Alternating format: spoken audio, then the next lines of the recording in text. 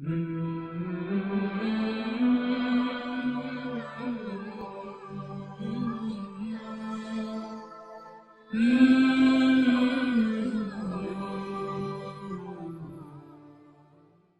و نسلم علی رسول کریم اما بعد فاعوذ باللہ من الشیطان الرجیم بسم اللہ الرحمن الرحیم۔ الحمدللہ آپ دیکھ رہے ہیں قرآن مجید فرقان حمید کے خلاصوں کے سلسلے میں اجمالی خلاصہ 21ویں پارے کا۔ اس پارے کا نام اتلو ما اوحیہ ہے اور یہ پارہ 179 آیات بینات پر مشتمل ہے جس کے 5 حصے ہیں۔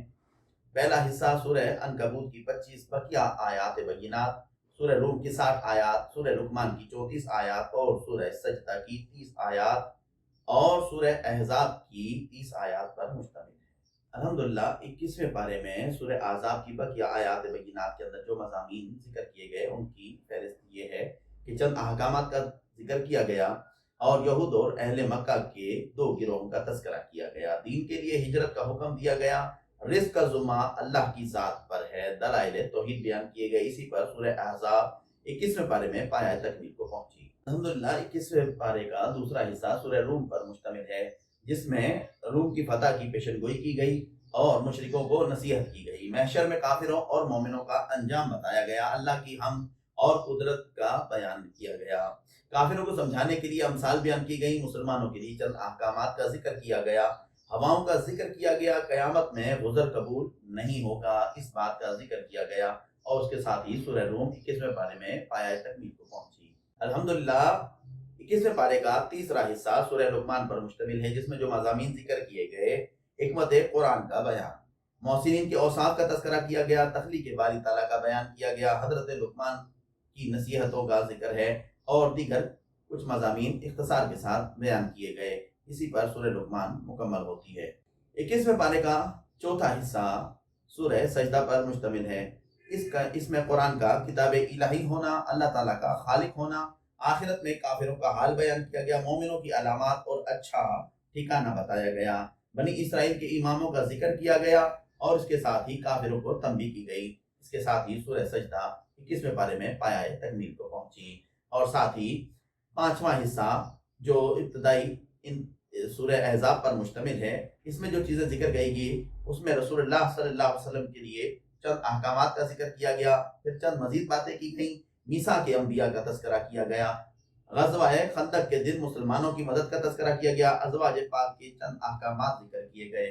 الحمدللہ پہلے ان کی فہرست آپ نے سماعت کی، اب ان کی کچھ تفصیل سماعت کیجیے۔ سورہ عنکبوت کے اندر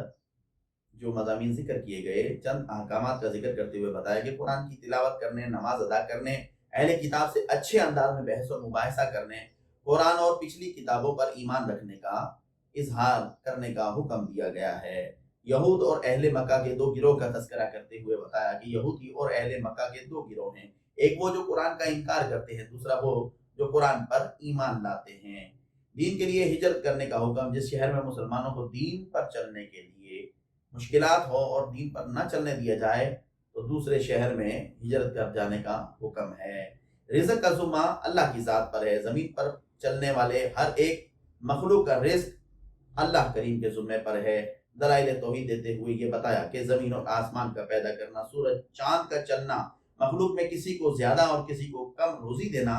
آسمان سے بارش برسانا اور پھر سے مردہ زمین کو زندہ کرنا، مشرکوں کو پتہ ہے کہ یہ سب اللہ کریم کرتا ہے مگر پھر بھی انہیں عقل نہیں ہے، کشتی میں سوار ہوتے ہیں تو اللہ ہی کو مدد کے لیے پکارتے ہیں، پھر زمین میں آ کر اس کی ناشکری کرنے لگ جاتے ہیں۔ اللہ تعالیٰ ان تمام چیزوں سے ہم مسلمانوں کو محفوظ فرمائے۔ اس کے ساتھ ہی سورہ عنکبوت کی جو بقیہ آیات بینات 21ویں پارے میں تھیں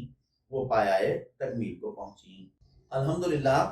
21ویں پارے کا دوسرا حصہ سورہ روم پر مشتمل ہے جس کے مضامین کی تفصیل سماعت کیجیے گا۔ اہل روم کی فتح کی پیشن گوئی کی گئی، اہل روم اہل فارس سے جنگ ہار گئے،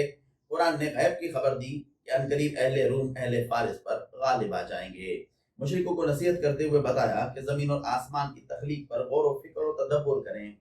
اور زمین کی سیر کے لیے تباہ شدہ اقوام سے نصیحت حاصل کریں، محشر میں کافروں اور مومنوں کا انجام، بروز محشر یہ بت مشرکوں کی شفاعت نہیں کر سکیں گے اور صالح مسلمانوں کو جنت میں اور کافروں کو جہنم میں ڈالا جائے گا۔ اللہ کی حمد اور قدرت کا بیان، 5 نمازیں پڑھنے کا حکم دیا گیا مردے سے زندہ اور زندے سے مردہ اللہ ہی پیدا کرتا ہے۔ زمین سے کھیتی پیدا کرنا، مٹی سے انسان کو تخلیق کرنا، مردوں کے لیے زوج پیدا کر کے ان میں باہمی الفت اور رحمت ڈالنا، زمین اور آسمان کی پیدائش کرنا، رنگ اور نسل زبان کا فرق، رات میں سونا اور دن میں معاش کی تلاش کرنا، بجلی چمکانا، آسمان سے پانی برسانا، زمین زندہ کرنا اور آسمان اور زمین کے حکم سے قائم ہے۔ یہ سب غالب حکمت والے خدا کی قدرت کی نشانیاں ہیں۔ کافروں کو سمجھانے کے لیے مثال بیان کی گئی۔ کافروں کو اس طریقے سے سمجھایا گیا کہ تمہارے غلام تمہاری چیزوں کے مالک نہیں بن سکتے، تو اس کائنات کا دوسرا مالک کس طرح ہو سکتا ہے؟ وہ وحدہ لا شریک ہی تمام کائناتوں کا مالک ہے۔ مسلمانوں کے لیے چند احکامات کا ذکر کیا کہ دین فطرت یعنی کہ دین اسلام پر چلنے، اللہ کی طرف رجوع میں رہنے اور اللہ کا ڈر، نماز پڑھنے اور شرک سے اجتناب کرنے اور فرقہ پرستی میں نہ پڑھنے کا حکم دیا گیا۔ رشتہ داروں، مسکینوں، مسافروں اور ان تمام لوگوں کا جو تمہارے ارد گرد حق دو۔ عوام کا ذکر، اللہ کے حکم سے ہوائیں چلتی ہیں اور یہ بہت سے کام آتی ہیں۔ قیامت میں عذر قبول نہیں ہوگا۔ قیامت میں کافر لوگ اپنے کیے پر افسوس کریں گے اور نادم ہوں گے اور عذر پیش کریں گے، مگر کسی کا عذر اس روز قابل قبول نہیں ہوگا۔ اس پر یہ سورہ مبارکہ سورہ روم پایہ تکمیل کو پہنچی۔ الحمدللہ 21ویں پارے کا تیسرا حصہ سورہ لقمان پر مشتمل ہے۔ حضرت لقمان حکیم، اللہ تعالیٰ نے ان کو حکمت کی دولت سے مالا مال فرمایا تھا۔ یہ نبی نہیں تھے، اللہ کے نیک برگزیدہ بندے تھے۔ اس سورت مبارکہ میں جو مضامین ذکر کیے گئے، قرآن کا کتاب حکمت ہونا، قرآن مجید کتاب حکمت اور نیک محسنین لوگوں کے لیے رحمت اور ہدایت ہے۔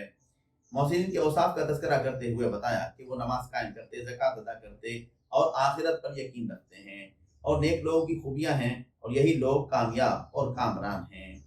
تخلیق باری تعالیٰ کے بیان میں یہ بتایا کہ اللہ تعالیٰ نے آسمانوں کو بغیر ستون کے قائم کیا ہے، زمین کو ہلنے سے رکنے کے لیے پہاڑ اس پر قائم کر رکھے ہیں، زمین میں جانور پھیلائے، آسمان سے پانی اتارا، اس سے نفیس جوڑے اگائے، اللہ کے علاوہ کسی نے کچھ بھی پیدا نہیں کیا۔ حضرت لقمان حکیم کی نصیحت کا تذکرہ، جن کے نام سے یہ سورت مبارکہ ہے۔ حضرت حکیم لقمان نے، اللہ تعالیٰ نے ان کو علم اور حکمت کی دولت سے مالا مال فرمایا۔ انہوں نے اپنے بیٹے کو 10 نصیحتیں فرمائی کہ اللہ کے ساتھ کسی کو شریک نہ کرنا، بہت سی پوشیدہ برائی سے بھی اللہ تعالیٰ باخبر ہے، نماز قائم کرنا، بھلائی کا حکم دینا، برائی سے روکنا، تکلیف پر صبر کرنا، تکبر کسی صورت میں نہ کرنا، زمین پر کبھی اکڑ کے نہ چلنا، ہمیشہ زمین پر درمیانی چال چلنا، اور سب سے بری آواز گدھے کی ہے، اور دیگر مضامین کا ذکر ملتا ہے جس میں اللہ تعالیٰ اور والدین کا شکر ادا کرنا، والدین کے کہنے پر اللہ کے ساتھ کسی کو شریک نہ کرنا، دنیاوی کاموں میں والدین کی ساتھ اچھا برتاؤ کرنا، اللہ کی طرف رجوع کرنے کی پیروی کرنا، زمین اور آسمان کے تمام چیزیں اپنے کاموں میں اللہ نے لگا رکھی ہیں، انسان کو ہر طرح کی نعمت سے اللہ تعالیٰ نے مالا مال فرمایا ہے، جاہلوں کا اللہ کے بارے میں جھگڑا کرنا، حضور پرنور خاتم النبیین صلی اللہ علیہ وسلم کو کافر کہ کفر پر غم نہ کرنے کا حکم دیا گیا، کافروں کے لیے دنیاوی زندگی میں آرام اور آخرت میں عذاب ہوگا۔ اللہ زمین اور آسمان کا مالک ہے، اللہ کے علم کا بے انتہا ہونا، رات اور دن کو ایک دوسرے میں داخل کرنا، سورج و چاند کا اپنے مدار میں چلنا،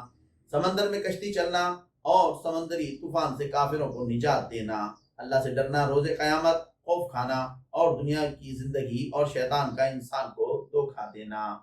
اللہ عالم الغیب ہے، اور دیگر مضامین ذکر کیے گئے۔ اسی پر سورہ لقمان 21ویں پارے میں پایہ تکمیل کو پہنچی۔ الحمدللہ 21ویں پارے کا چوتھا حصہ سورہ سجدہ پر مشتمل ہے مکمل۔ اس میں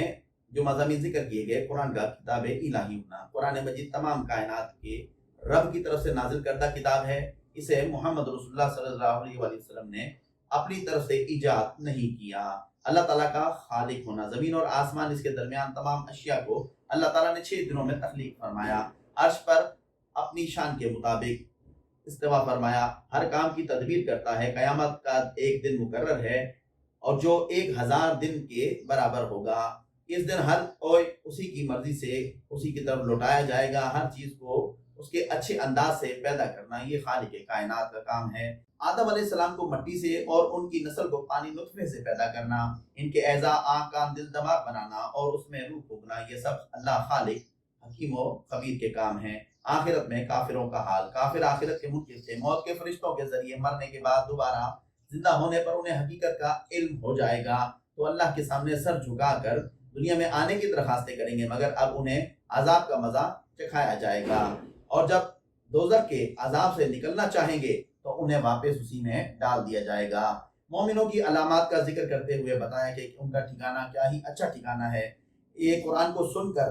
عمل کرتے ہیں اور اللہ کی حمد بیان کرتے ہیں اور اس کی پاکی بیان کرتے ہیں، تکبر سے بچتے ہیں، رات کو عبادت کرتے ہیں، خوف اور امید سے اللہ کو پکارتے ہیں، خیرات کرتے ہیں، جنت میں ان کے لیے ہمیشہ کی مہمانی ہوگی۔ بنی اسرائیل کے اماموں کا ذکر کرتے ہوئے بتایا کہ حضرت موسیٰ علیہ السلام کو تورات، اسے بنی اسرائیل کے لیے کتاب ہدایت بتایا،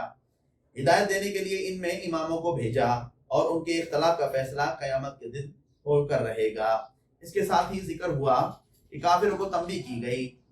کافر پچھلی امتوں کی ہلاکتیں، پانی کے ذریعے خشک زمین سے کھیتی کا نکلنا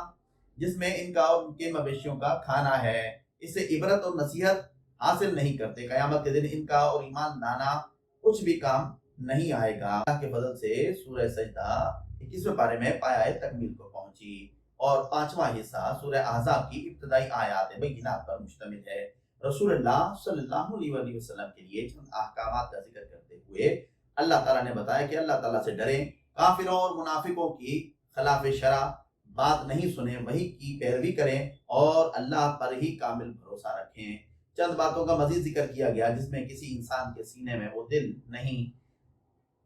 ظہار کا بیان یعنی کہ بیوی کو ماں کہنے سے وہ ماں نہیں بن جاتی مگر اس سے کفارہ لازم آتا ہے، گود لیا ہوا بچہ اپنی حقیقی بچہ نہیں بنتا،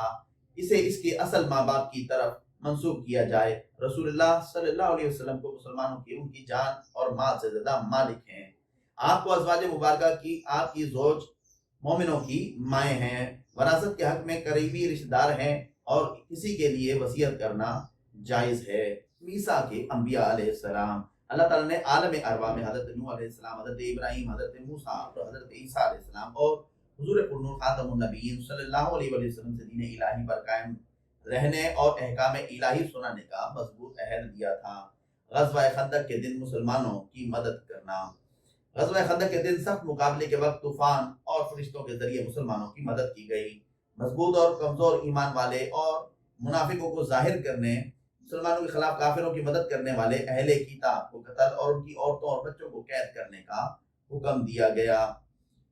ازواج پاک کے لیے چند احکامات کا ذکر کیا گیا کہ رسول اللہ صلی اللہ علیہ وسلم کی زوج پاک کے لیے حکم ہے کہ وہ دنیا کی زندگی کا آرام اور سکون، مال اور دولت چاہتی ہیں تو رسول اللہ انہیں طلاق دیں گے، اور اللہ اور اس رسول اور جنت چاہتی ہیں تو تمہیں اجر عظیم ملے گا۔ تم میں سے کوئی بالغرض مال محالے واضح بے حیائی کرے تو اسے دگنا عذاب دیا جائے گا۔ اور اسی پر سورہ احزاب کی ابتدائی آیات بینات 21ویں پارے میں پایہ تکمیل کو پہنچی اور اللہ کے فضل سے 21واں پارہ بھی پایہ تکمیل کو پہنچا۔ الحمدللہ رب العالمین، اللہ تعالیٰ کی توفیق کے خاص اور محض اس کے فضل و کرم سے اس پارے کا اجمالی خلاصہ پایہ تکمیل کو پہنچا۔ اللہ تعالیٰ سے دعا ہے کہ وہ انوار قرآن سے ہمارے قلوب کو منور فرمائے اور اس سے نصیحت قبول کرنے کی توفیق عطا فرمائے، آمین یا رب العالمین۔